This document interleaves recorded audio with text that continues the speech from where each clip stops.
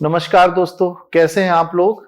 और आशा कर रहा हूँ, उम्मीद कर रहा हूँ कि अच्छे होंगे। और जो हम लोग मध्य प्रदेश स्पेशल सीरीज चला रहे हैं उससे लाभान्वित भी हो रहे होंगे। खूब पढ़ाई चल रही होगी और मई जो है बड़ा करीब आ रहा है और उसके तारतम्य में जो बच्चे पढ़ाई कर रहे होंगे, मैं ऐसी आशा कर रहा हूँ कि उनको बड़ा मजा आ रहा होगा। और आप भी बिल्कुल विश्वास रखिए कि एक शानदार हम लोग सीरीज को यहाँ पे संचालित कर रहे हैं और इसकी क्वालिटी को भी हम लगातार बढ़ाते जा रहे हैं। मेरा टेक्निकल स्टाफ मुझे लगातार सहयोग कर रहा है और हम बहुत ही जल्दी मध्य प्रदेश स्पेशल की प्रीलिम्स सीरीज को भी लेके आएंगे, जिसमें प्रीलिम्स में पूरे सब्जेक्ट को लेके आएंगे। ना सिर्फ मध्य प्रदेश स्पेशल रहेगा बल्कि पीएससी 2021 जो मई में होने वाली है उसके प्रीलिम्स को भी संचालित करेंगे।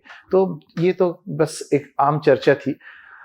हम लोग आज का जो लेक्चर है वो मध्य प्रदेश की जलवायु के प्रकार को करेंगे। लास्ट लेक्चर हम लोग ने जो डाला था वो मध्य प्रदेश की जलवायु के बारे में हमने बहुत ही एक बड़ा लेक्चर हमने उसके डाला था।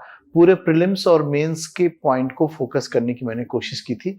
लेक्चर आपको कैसा लगा जरूर कमेंट्स करके बताइएगा। अगर कोई डाउट आ रहा हो वो भी हमसे चर्चा आप कर सकते हैं।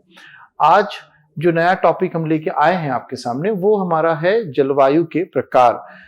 मध्य प्रदेश में जलवायु के प्रकार को 4 मुख्य भागों में बांटा गया है। जैसा कि आपको पता है कि मध्य प्रदेश भारत का दूसरा सबसे बड़ा राज्य है और पूरे भारत के कुल क्षेत्रफल का 9.38% क्षेत्रफल ये अपने पास रखता है। इतने बड़े क्षेत्र में फैले होने के कारण ये बड़ा ऑब्वियस है कि मध्य प्रदेश में विभिन्न प्रकार की जलवायु पाई जाएंगी। तो उन्हीं भिन्नता के आधार पर वर्षा की मात्रा, तापमान की मात्रा आदि के आधार पर मध्य प्रदेश को जो है 4 मुख्य जलवायु प्रदेश के रूप में बांटा गया है। हम लोग इसको देखते हैं कौन कौन से जलवायु प्रदेश हैं।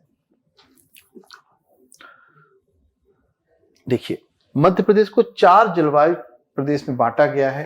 पहला उत्तरी मैदान, दूसरा मालवा का पठार, तीसरा नर्मदा सोन घाटी और चौथा जो है विंध्याचल सतपुड़ा पर्वतीय क्षेत्र है।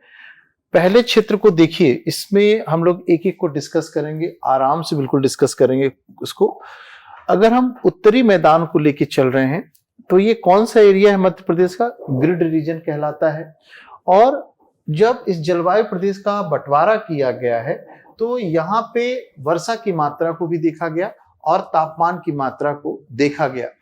ये पूरा क्षेत्र जो है कैसा क्षेत्र है? देखिए, यहाँ पे राजस्थान लगा हुआ है, इसके बगल पे ये जहां से अत्यधिक शुष्कता आ रही है, अत्यधिक गर्म हवा आ रही है। और दूसरी बात, ये क्षेत्र जो है ऑलरेडी जो है 70 सेंटीमीटर तक की रेनफॉल प्राप्त कर रहा है और यहाँ पर समुद्र से अत्यधिक दूरी भी स्थित है। ये 3 फैक्टर हमको दिख रहे हैं। कौन कौन सा फैक्टर? पहला, राजस्थान की जो गर्म हवाएं आ रही हैं। दूसरा फैक्टर हमने देखा कि ये जो पूरा का पूरा क्षेत्र जिसमें मैंने आपको ड्रॉ किया हुआ है उत्तरी मैदान, ये बहुत कम वर्षा का क्षेत्र प्राप्त कर रहा है, 70 सेंटीमीटर वर्षा वाला क्षेत्र है।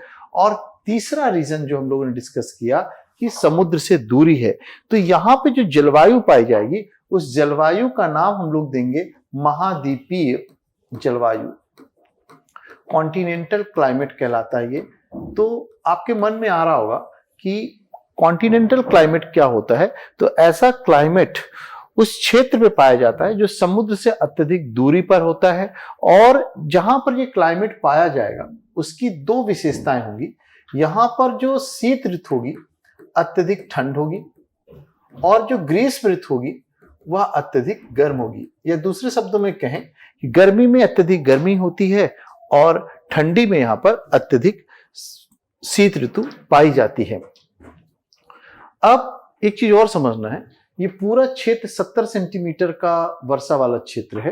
तो अब इसकी विशेषताएं क्या होने वाली है? आपको पता है वनस्पतियां भी जो हैं वर्षा का अनुसरण करती हैं और यहाँ पर चूंकि 70 सेंटीमीटर बहुत कम वर्षा होती है तो यहाँ पर उष्णकटिबंधीय शुष्क वनस्पतियों का संकेंद्रण होता है, या दूसरे शब्दों में कहें कटीली वनस्पतियां यहाँ पर मुख्य रूप से पाई जाती हैं। जिसमें कौन कौन से पेड़ आ जाएंगे? तो आप देखिए बबूल, हर्रा, ये सब जो आते हैं, खैर का पेड़, ये सब पेड़ हमको यहाँ पे देखने को मिल जाते हैं। अब हम यहाँ पे अगर इसी जलवायु प्रदेश में कृषि भी देख लेते हैं, तो अगर हम कृषि देखें 70 सेंटीमीटर से कम वर्षा का क्षेत्र है, यहाँ पर शुष्क कृषि मुख्य रूप से ली जाएगी और उसमें भी मोटे अनाज का उत्पादन होगा। कौन से? मोटे अनाज का उत्पादन होगा। लेकिन जिन क्षेत्रों में नहरी सिंचाई चंबल नदी के कारण पहुंच गई है, वहां पर अब वर्तमान में गेहूं, गन्ना और चना की भी खेती बड़े पैमाने पर की जाने लगी है। तो ये हमारा पूरा हो गया उत्तरी मैदान का जलवायु प्रदेश। तो हम लोगों ने कौन कौन सा पॉइंट देखा? एक तो हमने ये देखा कि यहाँ पर महाद्वीपीय जलवायु पाई जा रही है और महाद्वीपीय जलवायु की विशेषता हम लोगों ने देखा कि शीत ऋतु अत्यधिक ठंडी रहती है और ग्रीष्म ऋतु जो होती है अत्यधिक गर्म होती है। दूसरी विशेषता हम लोगों ने देखा कि यहाँ पर जो है ये जो क्षेत्र है इतना शुष्क होने का कारण क्या है, तो अत्यधिक गर्म होने का कारण क्या है? एक तो कम वर्षा है, दूसरा राजस्थान से जो पवनें आ रही हैं ये अत्यधिक गर्म आ रही हैं और इस कारण से इस क्षेत्र में जो है शुष्कता को ये बढ़ा देती हैं। तीसरा कारण हम लोगों ने कहा कि यहाँ पर समुद्र से दूरी, तो ये 3 कारण हो गए। अब हम लोग को ये भी देखना है कि हम मेंस में क्या क्या लिखने वाले हैं। उत्तर का मैदान आया तो अब देखिए मध्य प्रदेश का अगर हम देखें तो सबसे कम वर्षा वाला क्षेत्र भी जो है हमको यहीं पर देखने को मिलता है, जो कि भिंड में स्थित है और उसका नाम है गोहद। भिंड में है और उसका नाम है गोहद। ठीक है। और एक चीज और हमको ध्यान रखना होगा कि यहाँ पर जो शिवपुरी है, यहाँ पे सबसे कम तापमान भी रिकॉर्ड करने को हमको देखने को मिल रहा है। ठीक है। तो ये पूरा का पूरा चीज हमको यहाँ पे देखने को मिल गया। और सबसे गर्म स्थान अगर हम जाएंगे तो यहाँ पे इसके नीचे थोड़ा सा यहाँ पे गंजब सौदा है और यहीं पर जो है विदिशा के पास वहां पे सबसे गर्म तापमान मध्य प्रदेश का रिकॉर्ड किया जा रहा है। तो एक के बारे में हमने पूरा सीख लिया। एक चीज और हम देख लेते हैं, यहाँ पे मृदा कौन सी है? तो यहाँ पे मृदा जो पाई जा रही है वो जलोढ़ मृदा पाई जा रही है। ठीक है। तो जलोढ़ मृदा है और इस मृदा 2 रूप में यहाँ पे पाई जाएगी। एक कहलाएगी बांगर जो पुरानी जलोढ़ मृदा है जो अनुपजाऊ है, और दूसरी कहलाएगी खादर जो कि नई मृदा है। प्रत्येक वर्ष यहाँ पे बाढ़ का पानी पहुंच जाता है और इसकी जो उत्पादन क्षमता है उसको बढ़ा देता है और इसलिए इसको खादर मृदा के नाम से हम जानते हैं। तो इतना ही हमको लिखना है उत्तरी मैदान के बारे में। पहले उत्तरी मैदान। अब यहाँ पे कौन कौन से जिले आ रहे हैं आपको दिख रहा होगा। हम लोग ने संभाग वाले टॉपिक में बहुत डिटेल किया था और मैंने कहा था कि आप लोग जो है संभाग को याद जरूर कर लीजिएगा, उसके अंदर कौन कौन से जिले आते हैं, क्योंकि वो जो कंटेंट जब हमें याद हो जाएगा तो हम अपने आंसर में क्षेत्र लिखने की हालत पे रहेंगे। तो अगर हम यहाँ पे देखें तो देखिए 3 यहाँ पे हम लोगों ने देखा था, आपने देखा था शिवपुर, भिंड और मुरैना।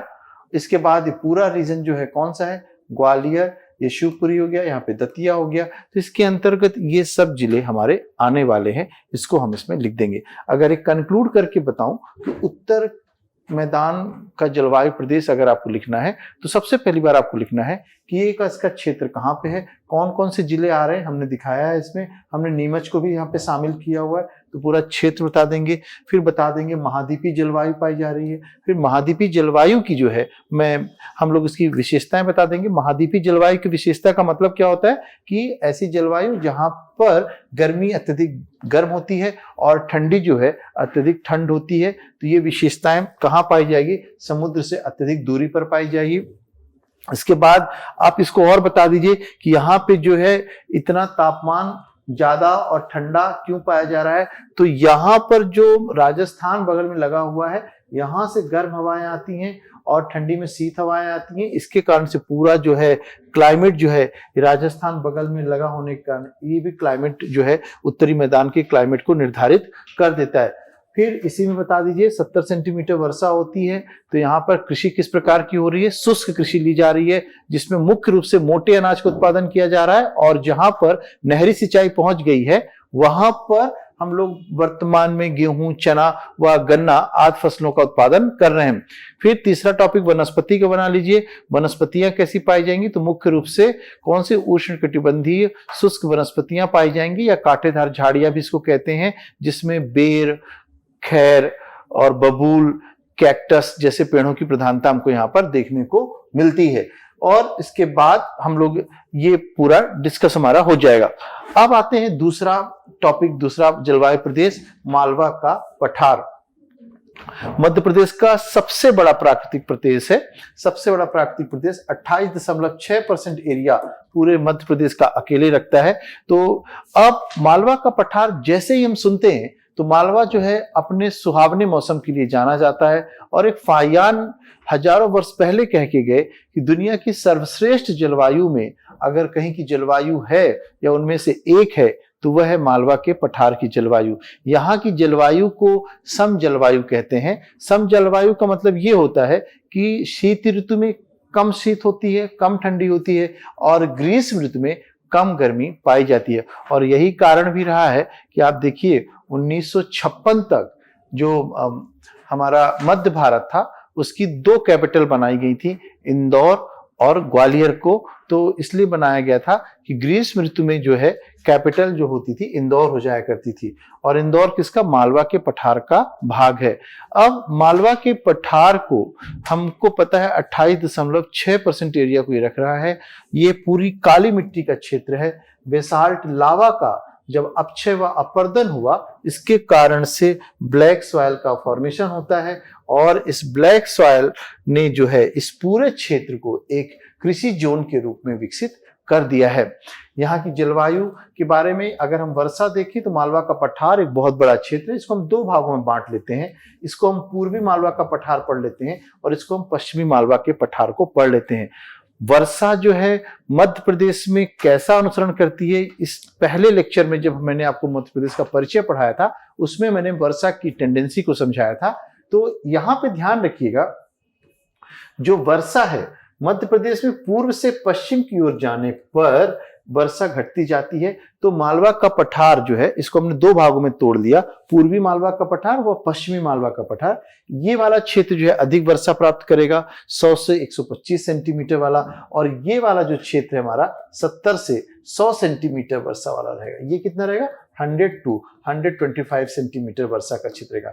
अब यहाँ पे चूंकि अधिक वर्षा हो रही है तो यहाँ पे वनस्पतियों की सघनता पाई जाएगी, और यहाँ पर कम वर्षा हो रही है तो यहाँ पे वनस्पतियों की सघनता कम पाई जाएगी। एक दूसरा कारण और है, पश्चिमी मालवा जो है अत्यधिक औद्योगिक दृष्टि से विकसित हो गया है, और जिसके कारण से यहाँ पर उद्योग को बढ़ावा देने के लिए जनसंख्या का संकेंद्रण बढ़ा, और जनसंख्या का संकेंद्रण बढ़ने के कारण जो है पश्चिमी मालवा के वृक्षों की बड़े पैमाने पर वृक्षों की कटाई की गई। यहाँ पे बड़े बड़े हाईवे निकाले गए, बहुत ज्यादा और निर्माण कर फैक्ट्रियां लगाई गई, और इन सब कारण पश्चिमी मालवा में जो है वनस्पतियों का बड़े पैमाने पर कटाई की गई, और जिस कारण से यहाँ पर वृक्षों की सघनता कम पाई जाती है। जहां तक रही बात तापमान की, तो मालवा के पठार में जो है औसतन तापमान हमेशा ग्रीष्म ऋतु में जाएं तो 35 से 40 डिग्री देखने को मिलता है, और शीत ऋतु में जाएं तो ये जो है 10 से 15 डिग्री सेंटीग्रेड तक मेंटेन हमको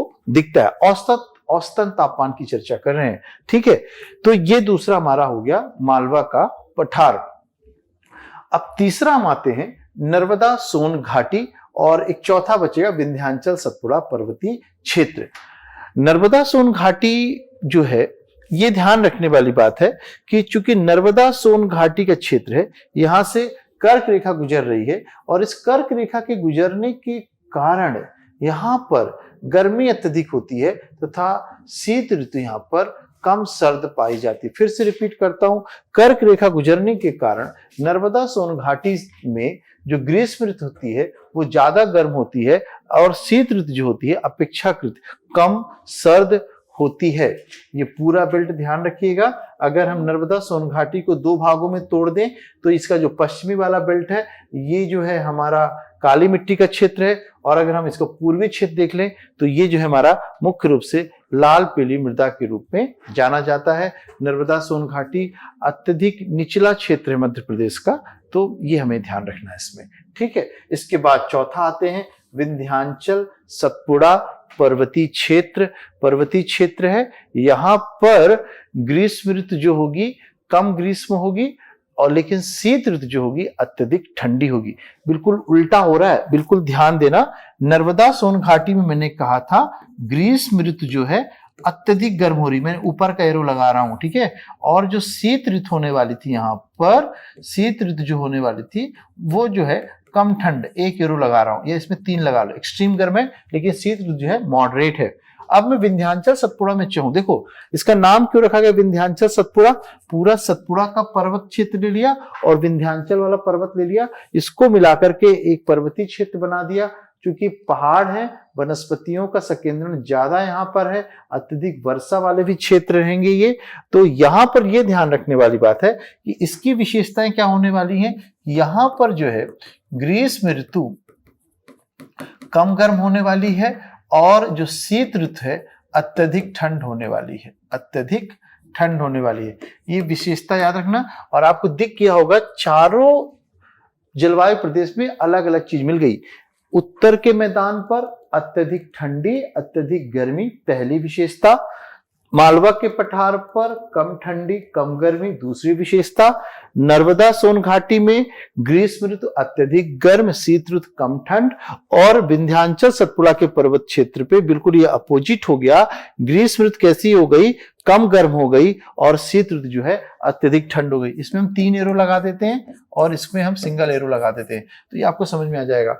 ठीक है। और ये विंध्याचल सतपुड़ा पर्वतीय क्षेत्र जो है, आप देखिए यहाँ पर बालाघाट जो मध्य प्रदेश का सर्वाधिक वर्षा प्राप्त करने वाला जिला है। यहाँ पर जो हम देख रहे हैं महादेव, जहाँ पे पचमढ़ी स्थित है, तो यहाँ पर भी मध्य प्रदेश की सर्वाधिक वर्षा होती है 199 सेंटीमीटर।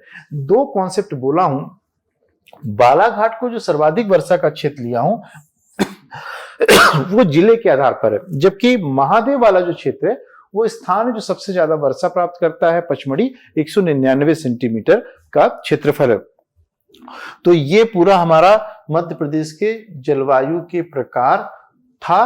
कैसा बांटा, 4 रूपों में बांटा था। जो प्रीलिम्स का क्वेश्चन आने वाला है इसमें कुछ फीचर्स दे देगा आपको कि जैसे मान लीजिए नर्मदा सोन घाटी जलवायु प्रदेश की विशेषताओं के बारे में चर्चा कीजिए, तो ये चर्चा आपकी रहेगी। मैंने कहा कि यहाँ पे क्या विशेषता आ रही है, ग्रीष्म ऋतु क्या हो रही है, अत्यधिक गर्म, शीत ऋतु कैसी हो रही है, मॉडरेट हो रही है, कम ठंड के रूप में आ रही है।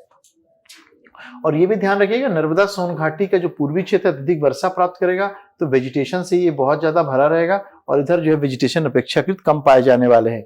लेकिन जो पहाड़ी क्षेत्र चौथा विंध्याचल सतपुड़ा पर्वतीय क्षेत्र है, ध्यान रखना दोनों पर्वत को मिला दिया, 2 ही यहाँ पे पर्वत है, एक विंध्याचल ऊपर, एक सतपुड़ा, इसको मिलाकर के एक प्रदेश बना लिया। क्योंकि पर्वतीय क्षेत्र है, गर्मी कम होगी, ठंडी अत्यधिक पाई जाएगी यहाँ पर, ये इसकी विशेषता हो जाएगी। ये जो है घने वनस्पतियों का क्षेत्र रहेगा, घने वनस्पतियों का क्षेत्र रहेगा। इसको भी हम ध्यान रखेंगे कि पूरा का बेल्ट अगर हम देखें लाल पीली मृदा वाला बेल्ट है, यहाँ पे हमको दिख रहा है, तो ये इसकी पूरी विशेषताएं हो गई। Thank you. ये लेक्चर इतना ही था हमारा, और हम अगला लेक्चर मध्य प्रदेश में नए टॉपिक के साथ आपके सामने आएंगे। Thank you very much.